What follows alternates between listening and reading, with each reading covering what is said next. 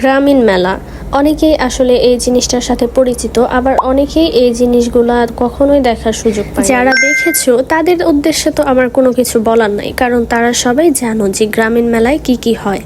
আর যারা দেখো নাই তারা কিন্তু এই ভিডিওটি দেখলে মোটামুটি বুঝতে পারবা যে গ্রামীণ মেলাতে কি কি দেখো। রেডি সেডি হয়ে কিন্তু আমরা কয়েকজন মিলে মেলাতে যাওয়ার জন্য বেরিয়ে পড়লাম।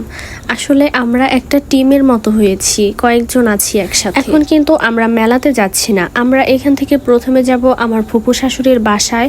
সেখান থেকে কিন্তু আমরা সবাই মিলে যে যে যায় তাদেরকে নিয়ে একসাথে যাব মেলাতে। মেলা করতে করতে একটা কথা মনে পড়ে গেল, সেটা হচ্ছে ছোটবেলায় আমি একটা মেলাতে ঘুরতে গিয়ে হারিয়ে গেছি। ছোটবেলা বলতে অনেকটাই কিন্তু ছোট ছিলাম, তখন মাত্র একটু একটু কথা বলতে শিখেছি। আমি হচ্ছে আমার দাদার সাথে মেলাতে গেছিলাম ঘুরতে।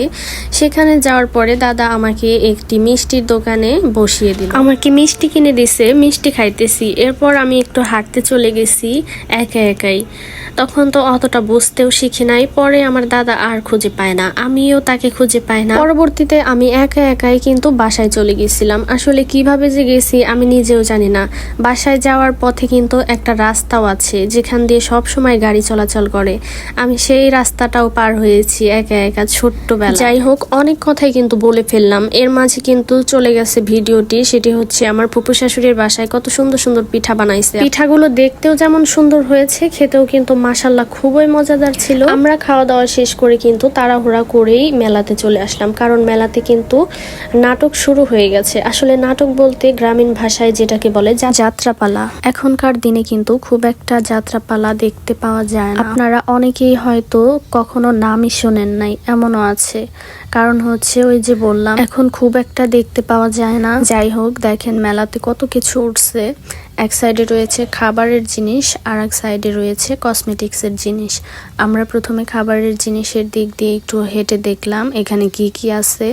আসলে অনেক রকমের আইটেমই আছে। প্রথমে রয়েছে ঝালমুড়ি, তারপরে রয়েছে মিষ্টি জাতীয় খাবার, চটপটি, ফুচকা, হালিমের দোকানও আছে। আসলে মেলাতে গেলে আমার কিছুই খাইতে ইচ্ছে করে না, তো কি করব বলেন, একটু দেখলাম জাস্ট। এবার খাবারের আইটেমের দিক থেকে সরে আমরা চলে আসলাম কসমেটিক্সের সাইডে। এই সাইডে কিন্তু শুধু কসমেটিক্সের দোকান। কিছু দোকান আছে যেগুলো বন্ধ করে রাখছে। কেন বন্ধ করছে বুঝতে পারলাম না, হয়তো বেচা কিনা খুব কম সেই জন্য বন্ধ করে দিছে। কিন্তু অনেকগুলা দোকানই কিন্তু খোলা রয়েছে। দেখেন, আমি হাত দিয়ে দিয়ে দেখছিলাম জিনিসগুলা। আসলে মেলার জিনিস খুব একটা ভালো না, তারপরেও যদি আপনি বেছে নিতে পারেন তাহলে কিন্তু ভালো। আর একটা কথা, সেটা হচ্ছে আমার ভয়েসটা আজকে অন্যরকম হচ্ছে, কারণ হচ্ছে আমার ঠান্ডা লেগে গেছে, ভয়েসটা একদম চেঞ্জ। দেখেন, কসমেটিক্সের দোকানে গেলেও মেয়েদের জিনিস চোখের সামনে ভাসে, আবার যদি জুতার দোকানে যাই তাহলেও মেয়েদের জিনিস। মনে মনে ভাবতেছিলাম আমার ছেলেটার জন্য মেয়েদের একটা জিনিস নিয়ে যাবই নাকি। এরপর ভাবলাম না, এসব নিয়ে লাভ নাই, ওর চাইতে একটা খেলনা নিয়ে যাই।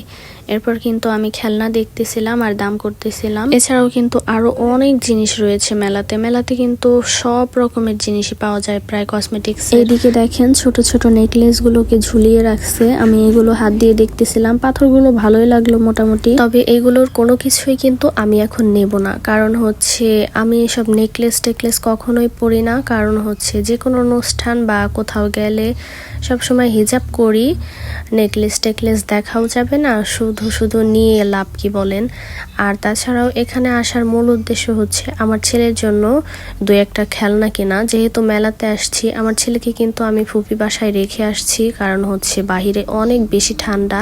এই ঠান্ডার মধ্যে আমার ছেলেকে এখানে নিয়ে আসলে ওর অনেক বেশি ঠান্ডা লাগবে। আমরা বড় মানুষ, আমাদেরই এত ঠান্ডা লাগতেছে, আর ও তো ছোট মানুষ। ছোটবেলা থেকেই কিন্তু ওর ঠান্ডার সমস্যা, এটা কিন্তু আপনারা সবাই জানেন। যারা আমার রেগুলার ভিডিও দেখেন তাদেরকে তো আমি অনেক আগেই এই সব কথা শেয়ার করেছি আমার ছেলের ঠান্ডার সমস্যা। আসলে ছোটবেলায় কিন্তু অনেক কষ্ট গেছে ওকে নিয়ে, সবটা সময় কিন্তু ঠান্ডা লেগে থাকছে। এখনো শীতের দিনে কিন্তু এই যে শীত শুরু থেকে এখন পর্যন্ত সব সময় কিন্তু ঠান্ডা লেগেই আছে, কখনো একটু বেশি কখনো একটু কম, একবারে কিন্তু কখনোই ঠিক হচ্ছে না। কারণ ওই যে বললাম ছোটবেলা থেকেই ঠান্ডার সমস্যা। যাই হোক, এখন কিন্তু আমরা ঘোরাঘুরি শেষ করে ফুপি বাসায় গিয়েছিলাম, সেখান থেকে কিন্তু বাসায় ফিরতেছি। দেখেন রাস্তাতে কি পরিমাণে কুয়াশা, আসলে কুয়াশার জন্য কিছুই দেখতে পাচ্ছিলাম না সামনের। কিছু কিছু জায়গায় এত পরিমাণে কুয়াশা, যেসব জায়গায় দুই পাশেই খোলা মাঠ রয়েছে সেই সব জায়গায় কিন্তু কুয়াশার পরিমাণটা অনেক বেশি, যেসব জায়গায় বাড়িঘর রয়েছে সেই সব জায়গায় একটু কম। এরপর কিন্তু আমরা বাসাতে চলে আসলাম। যাই হোক, আজকের মতো এই পর্যন্তই। সকলেই ভালো থাকবেন। আল্লাহ হাফিজ।